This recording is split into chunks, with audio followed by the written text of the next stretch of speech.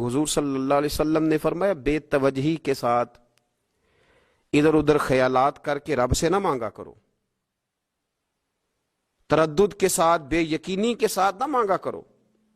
بلکہ رسول کریم صلی اللہ علیہ وسلم نے فرمایا، یہ حدیث پاک مسلم شریف میں موجود ہے، حضور فرمانے لگے جب رب سے مانگو نا تو اصرار کر کے مانگو، جب رب سے مانگو تو اصرار کر کے، بچہ ناز دکھا رہا ہے اصرار کر رہا ہے، اللہ سے مانگو تو اصرار کر کے مانگو، اور فرمایا رغبت کے ساتھ مانگو۔ کیا خوبصورت لفظ ہے حدیث کے، حضور فرمانے لگے اصرار کر کے مانگو، رغبت کر کے مانگو۔ رب کے لیے کوئی چیز دینا مشکل تو نہیں ہے نا، اس کے لیے کوئی مشکل ہے تمہیں عطا کرنا؟ تو رغبت کر کے اللہ سے سوال کرو، اسے مناؤ۔ اور خود نبی پاک صلی اللہ علیہ وسلم کا حال یہ تھا، حضرت عائشہ صدیقہ رضی اللہ تعالیٰ عنہ فرمانے لگی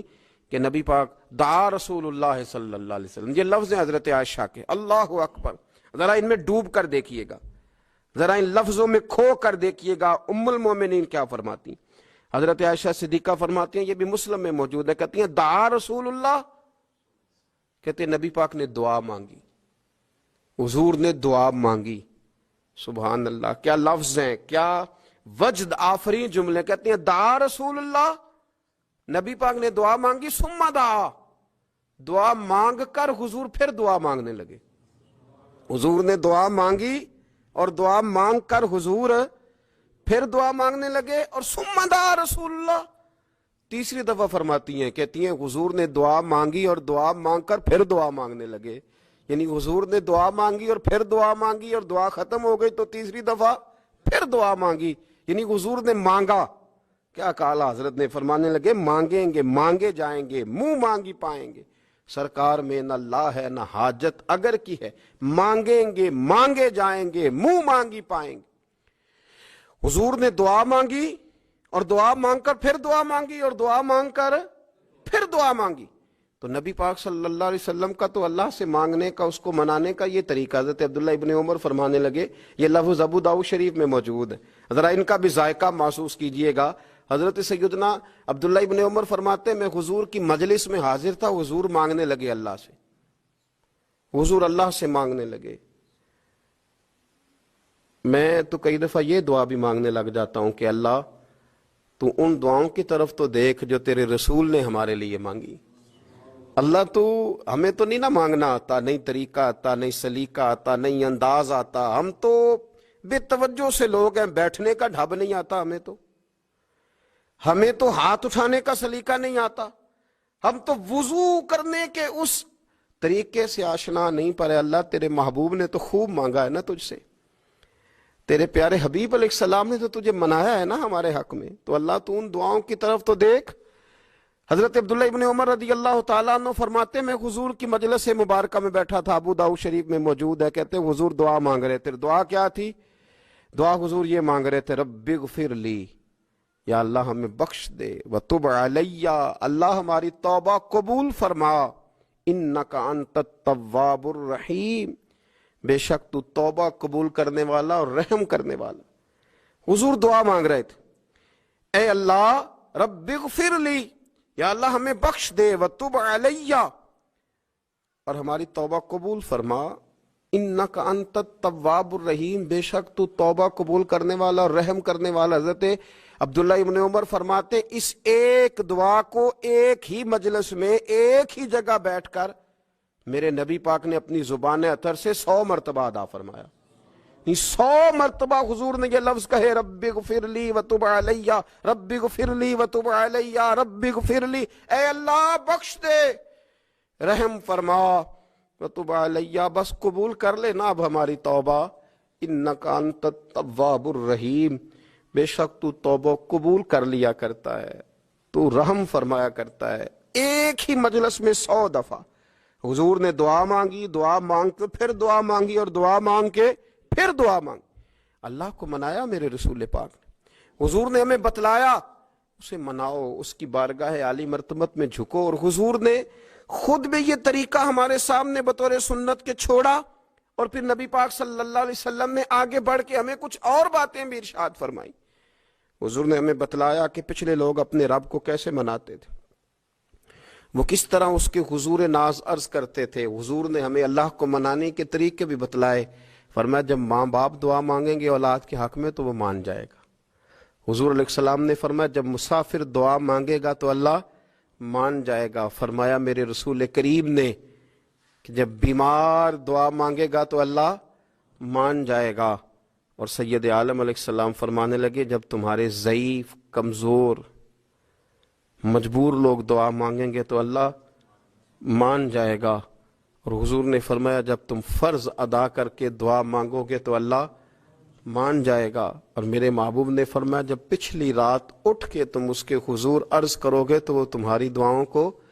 قبول کر لے گا، وہ تم مان جائے گا۔ اور حضور نے ہمیں دن بتائے، فرمایا جمعے والے دن مانگنا مان جائے گا، شب قدر کو مانگ لینا مان جائے گا، شب برات میں دعائیں کرنا وہ مان جائے گا، رمضان کی راتوں میں مانگنا مان جائے گا، قرآن پاک کے ختم کے موقع پر دعا کرنا مان جائے گا۔ طریقے بتلائے۔ اب یہ ہے کہ ہم نے تو مانگنا تھا نا اس کی بارگاہ میں، ہم نے تو حاضر ہونا تھا، ہم نے تو جانا تھا۔ اب ہم نے آگے بڑھنا ہے، اس کے حضور عرض کرنا ہے۔ حضور نے ہمیں بتلایا کہ مومن متقی ہوتا ہے نا، پرہیزگار ہوتا ہے، تو اس نے کچھ نیکیاں بھی کی ہوتی ہیں، جس طرح اسے اپنے گناہوں کا پتہ ہوتا ہے نا، تو اسے پتہ ہوتا ہے کہ نہیں یار فلاں کام میں نے فقط اللہ کی رضا کے لیے کیا ہوا ہے، اور میرا اور میرے رب کا راز ہے۔ فرمایا جب تم بڑے الجھ جاؤ نا، جب تم بڑی آزمائش میں آ جاؤ، اور جب تم سمجھ لو کہ اب میں بڑی تکلیف میں آ گیا ہوں، تو پھر ایک طریقہ حضور نے ہمیں اور بھی بتلایا مانگنے کا، ایک اور طریقہ بھی بتلایا، اور وہ روایت صحیح مسلم میں موجود ہے۔ راوی حضرت عبداللہ ابن عمر رضی اللہ تعالیٰ عنہ، حضور فرماتے ہیں 3 لوگ سفر کر رہے تھے۔ یہ آپ اندازہ فرمائیے صحیح مسلم کی حدیث ہے، اور ذرا حضور کے سمجھانے کا ایک یہ رنگ بھی ہے اللہ کو منانے کا، ایک یہ انداز بھی ہے اس کی بارگاہ میں گزارشات پیش کرنے کا، یہ بھی ایک طریقہ حضور نے ہمیں بتلایا۔ اگرچہ اپنی نیکیوں کو چھپانا چاہیے، نیکیاں جو چھپی ہوئی ہوتی ہیں وہ قیمتی ہوتی ہیں، وہ قیمتی چیزیں ہوتی ہیں جو لوگوں نے چھپا کر کے رکھی ہوتی ہیں۔ حضرت عبداللہ ابن عمر فرمانے لگے کہ نبی پاک صلی اللہ علیہ وسلم فرماتے ہیں 3 لوگ سفر کر رہے تھے، رستے میں طوفان آ گیا، تیز بارش شروع ہو گئی، تو حضور فرماتے ہیں وہ تینوں بارش سے بچنے کے لیے ایک غار میں چھپ گئے۔ ہم کو پتہ ہے پرانے زمانے کے اندر غاریں ہوتی تھیں، اور لوگ جب سفر کرتے تھے لمبے تو پتھروں اور پہاڑوں کے بیچ میں سے سفر کرتے تھے۔ وہ غار کے اندر چلے گئے۔ اب چونکہ طوفان بہت زیادہ تھا، جب وہ غار کے اندر چلے گئے تو اللہ کے پیارے حبیب صلی اللہ علیہ وسلم فرماتے ہیں پتھر اوپر سے لڑکتا ہوا آیا اور غار کے منہ کے آگے آ کے اس نے غار کو بند کر دیا۔ اب اتنا تیز اور اس مضبوطی کے ساتھ وہ پتھر لگا اور اتنا صحیح فٹ ہوا کہ اندر روشنی آنی بھی ختم ہو گئی۔ اب 3 لوگ ہیں، تھوڑی دیر تو وہ پریشان رہے کہ شاید اب کبھی بچ نہیں سکیں گے، شاید چاروں جانب اندھیرا ہی ہے اور اندھیرا ہی رہے گا، شاید یہاں سے نکلنے کے لیے اب ہمیں کوئی رستہ میسر نہیں آئے گا۔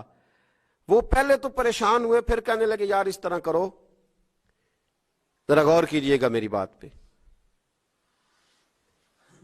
فرمایا اس طرح کرو، اگر کوئی زندگی میں نیکی کی ہے نا تو ذرا اس نیکی کو یاد تو کرو، اور یاد کر کے اس مالک کے حضور عرض تو کرو، وہ کریم ہے، کوئی آنکھو شاید من جاوے تے گل کم تتڑی دا بن جاوے، عرض تو کرو۔ تو ان میں سے یہ آپ اندازہ فرمائیے، یہ بات بیان کر رہا ہے، یہ مدینے والے رسول بیان کر رہے ہیں، یہ نبی پاک علیہ السلام نے بیان فرمایا، یہ وہ کہانی ہے جو ہمیں ہمارے نبی پاک نے سنائی،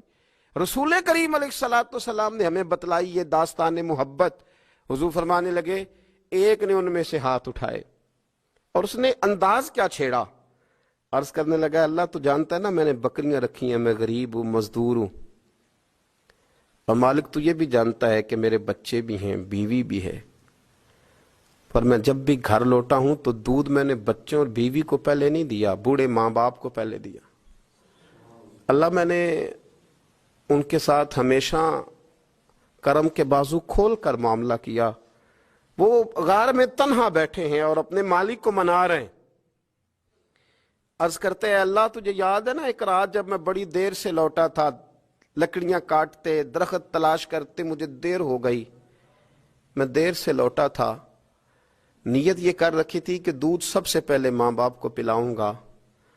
مالک جب میں لوٹا تو وہ بوڑھے تھک کر کے سو گئے تھے۔ میری بیوی نے مجھے کہا کہ بچوں کو پلا دو، وہ سو گئے، تو میں نے کہا نہیں، میرے ذمے ہے ان بوڑھوں کے دل کو ٹھنڈا کرنا، ان سے پیار کرنا۔ اللہ، بیوی مانگتی رہی، بچے طلب کرتے رہے، میری ٹانگوں میں گھومتے رہے، بار بار آتے رہے، پر میں نے دودھ نہیں پلایا۔ اے مالک، فجر ہو گئی، آفتاب طلوع ہونے کا وقت آ گیا، پر میں نے ماں باپ کے بیدار ہونے کا انتظار کیا۔ اے اللہ، وہ جب اٹھے تو ان کی آنکھوں میں جو میرے لیے دعا تھی اور ان کے سینوں میں جو میرے لیے کرم تھا،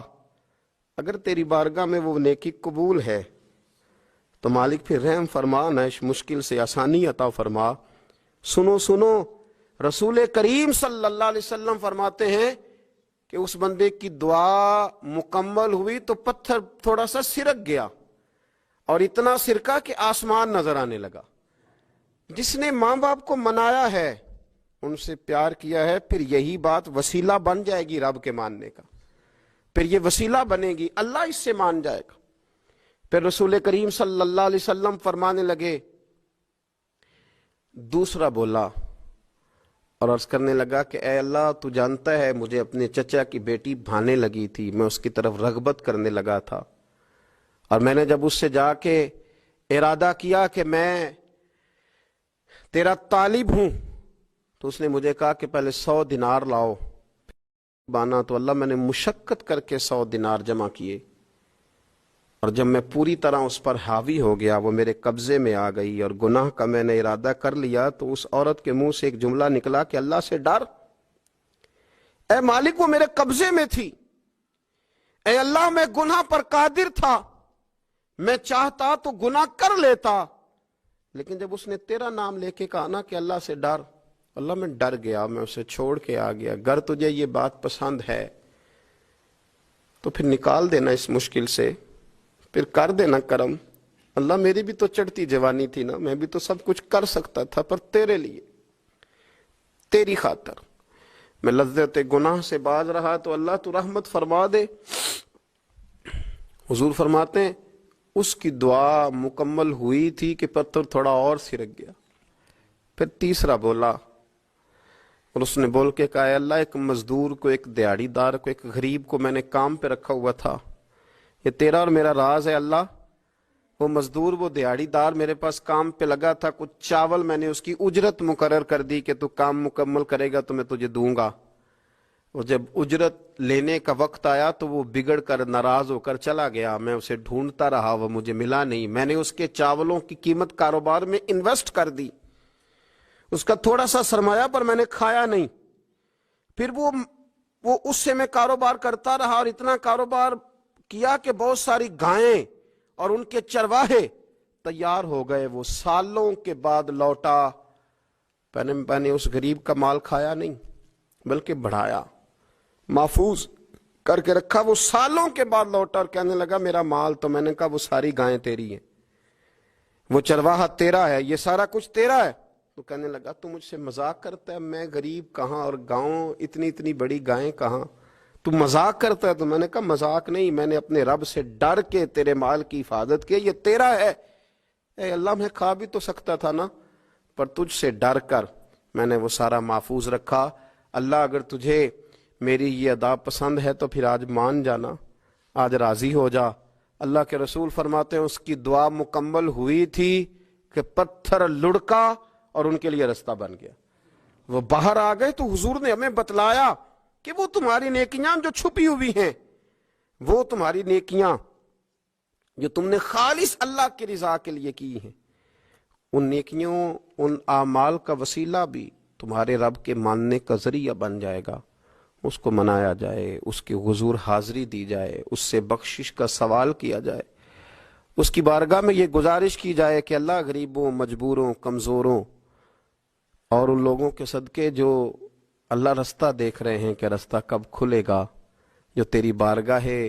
کرم کے سوالی ہیں، ان کے صدقے تو رحم فرما، تو کرم فرما۔